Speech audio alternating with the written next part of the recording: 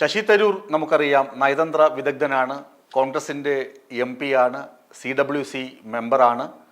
അദ്ദേഹം ഭരണതന്ത്ര വിദഗ്ധൻ മാത്രമല്ല, കാര്യങ്ങൾ നയപരമായി കൈകാര്യം ചെയ്യുന്ന വ്യക്തി കൂടിയാണ്. നല്ലത് കണ്ടാൽ നല്ലതെന്ന് പറയും.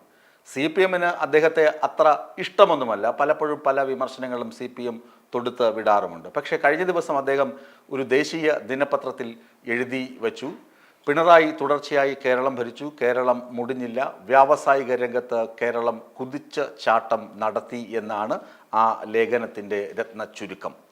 നമ്മുടെ പ്രിയപ്പെട്ട പ്രതിപക്ഷ നേതാവ് VD സതീശൻ കേരളത്തിൽ അങ്ങോളം ഇങ്ങോളം തലങ്ങും വിലങ്ങും നടന്ന് മൈക്ക് കിട്ടുന്നിടത്തും കിട്ടാത്തിടത്ത് മൈക്ക് പിടിച്ചു വാങ്ങിയും പറയുന്നത് എന്താണ്? കേരളം നശിച്ച് നാരായണക്കല്ലാണ്, അടിവേരറ്റു, കേരളത്തെ പിണറായി വിജയൻ ഭരിച്ച് മുടിച്ചുകൊണ്ടിരിക്കുകയാണ് എന്ന് പറയുമ്പോൾ അതാ കോൺഗ്രസ് പാളയത്തിൽ നിന്ന് ശ്രീ ശശി തരൂർ പറയുന്നു, കേരളം വ്യാവസായിക ഭൂമികയിൽ സ്വന്തം പേര് അടയാളപ്പെടുത്തിയിരിക്കുന്നു.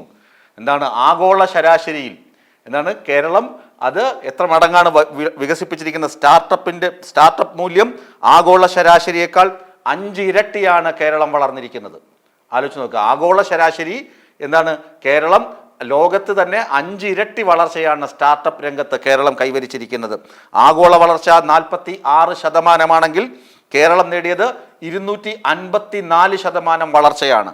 മറ്റൊന്ന്, കേരളത്തിൽ ഒരു വ്യവസായ സംരംഭം തുടങ്ങണമെങ്കിൽ വെറും 2 മിനിറ്റ് കൊണ്ട് സാധ്യമാകും.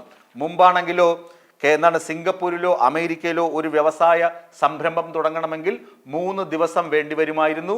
ഇന്ത്യയിൽ മറ്റ് സംസ്ഥാനങ്ങളിൽ വ്യവസായ സംരംഭം തുടങ്ങുന്നതിന് 114 ദിവസം വേണ്ടിവരുമായിരുന്നു. കേരളത്തിൽ ഒരു വ്യവസായ സംരംഭം തുടങ്ങുന്നതിന് 236 ദിവസം വേണ്ടിവരുമായിരുന്നു. ഇപ്പോൾ അത് എത്ര സമയമായി ചുരുങ്ങി? കണ്ണിമ ചിമ്മി തുറക്കുന്നതിന് മുമ്പേ നിങ്ങൾക്ക് ഒരു വ്യവസായ സംരംഭം കേരളത്തിൽ തുടങ്ങാനുള്ള അവസരം ഒരുങ്ങിക്കഴിഞ്ഞു. വെറും 2-3 മിനിറ്റ് കൊണ്ട് ഏകജാലക സംവിധാനം വഴി നിങ്ങൾക്ക് ഒരു വ്യവസായ സംരംഭം കേരളത്തിൽ തുടങ്ങാനുള്ള അവസരം ഒരുങ്ങിക്കഴിഞ്ഞു. അതാണ് ശശി തരൂർ അടിവരയിട്ട് പറയുന്നത്. മുമ്പ് കേരളം ഗോഡ് സോൺ കൺട്രി ആയിരുന്നു. വ്യവസായത്തിൻ്റെ കാര്യത്തിൽ ചെകുത്താൻ്റെ കളിസ്ഥലമെന്ന് പലരും വിമർശിക്കുമായിരുന്നു.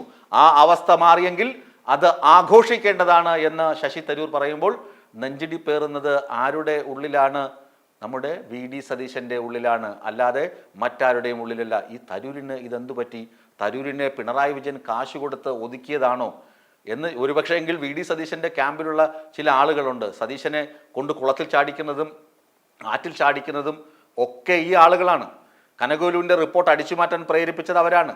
അടിച്ചുമാറ്റിക്കൊണ്ട് രാഷ്ട്രീയകാര്യ സമിതിയിൽ അവതരിപ്പിക്കുമെന്ന് പറഞ്ഞത് അവരാണ്. എന്നിട്ട് അത് മാധ്യമങ്ങൾക്ക് ചോർത്തി നൽകിയത് അവരാണ്. KPCC-യുടെ KC ജോസഫ് തയ്യാറാക്കിയ റിപ്പോർട്ട് അടിച്ചുമാറ്റിക്കൊടുത്ത് സുധാകരനെ ഒതുക്കാൻ പറഞ്ഞത് അവരാണ്. അതൊക്കെ സതീശന് ബൂമറാങ് പോലെ തിരിച്ചടിച്ചു എന്നുള്ളത് സതീശൻ ഇപ്പം മനസ്സിലാക്കില്ല. അത് അവസാനം മുഖ്യമന്ത്രി കസേരയ്ക്ക് വേണ്ടിയുള്ള പിടിവലി നടക്കുമ്പോൾ ഹൈക്കമാൻഡ് പറയും, ചെന്നിത്തലയോട് പറയും, ചെന്നിത്തല ആദ്യം കുറച്ചു കാലം ഭരിക്കട്ടെ, താങ്കൾ ഉപമുഖ്യമന്ത്രിയെ ഇരിക്കുമെന്ന് പറയുമ്പോൾ സതീശന് മനസ്സിലാകും കാര്യങ്ങൾ അങ്ങനെ ആണെന്ന്. ഇപ്പോൾ സതീശൻ ഇങ്ങനെ NGO അസോസിയേഷനെ ചാക്കിടുന്നുണ്ട്. NGO അസോസിയേഷനും പറയുന്നുണ്ട് സതീശൻ അത്ര മെനക്കെട്ട നേതാവാണെന്ന് ഞങ്ങൾക്കും തിരിച്ചറിഞ്ഞു തുടങ്ങിയെന്ന് ജാഫർ ഖാനും അതുപോലെ തന്നെ ചവറ ജയകുമാറും ഒക്കെ തിരിച്ചറിഞ്ഞു തുടങ്ങിയെന്നാണ് സെക്രട്ടേറിയറ്റിൽ നിന്നും അതുപോലെ തന്നെ മറ്റ് ഉദ്യോഗസ്ഥരിൽ നിന്നുമൊക്കെ കിട്ടുന്ന വിവരങ്ങൾ. ഇന്ദിരാഭവനിൽ മാത്രമല്ല മറ്റ് പലയിടങ്ങളിലും കോൺഗ്രസിൻ്റെ സർവീസ് സംഘടനകൾ ഉൾപ്പെടെയുള്ള ആളുകൾ പറഞ്ഞു തുടങ്ങി സതീശൻ അത്ര ഭംഗിയുള്ള നേതാവൊന്നുമല്ല. ഭംഗി എന്ന് പറഞ്ഞാൽ പുറംപൂച്ചല്ല ഉദ്ദേശിക്കുന്നത്, അകമേ തന്നെ അത്ര നല്ല നേതാവൊന്നുമല്ലെന്ന് എല്ലാ വിഭാഗം ആളുകളും കോൺഗ്രസിൽ പറഞ്ഞു തുടങ്ങി. അതുകൊണ്ട് സതീശൻ ഇപ്പോൾ മനസ്സിലാവില്ല. സതീശൻ ഇങ്ങനെ തരൂരിനെ എങ്ങനെ പൊള്ളിക്കാം, തരൂർ എന്തിനാണ് ഈ ദേശീയ ദിനപത്രത്തിൽ കൊണ്ട് ഇങ്ങനെ ഒരു ലേഖനം എഴുതിയത്, അത് ഇങ്ങനെ ഞങ്ങളുടെ ഈ എല്ലാ ശ്രമങ്ങളെയും തകർക്കുന്ന മട്ടാണല്ലോ. അതുകൊണ്ട് ഹൈക്കമാൻഡിന് പരാതി കൊടുക്കാൻ ഒരുങ്ങുകയാണ് VD സതീശനും അതുപോലെ തന്നെ തൽപര കക്ഷികളുമെന്നാണ് വിവരങ്ങൾ പുറത്തു വരുന്നത്. ഇങ്ങനെ പിണറായിയെ സപ്പോർട്ട് ചെയ്യേണ്ട ആവശ്യം തരൂരിന് എന്താണ് എന്നാണ് VD സതീശൻ്റെ ക്യാമ്പ് ആലോചിക്കുന്നത്.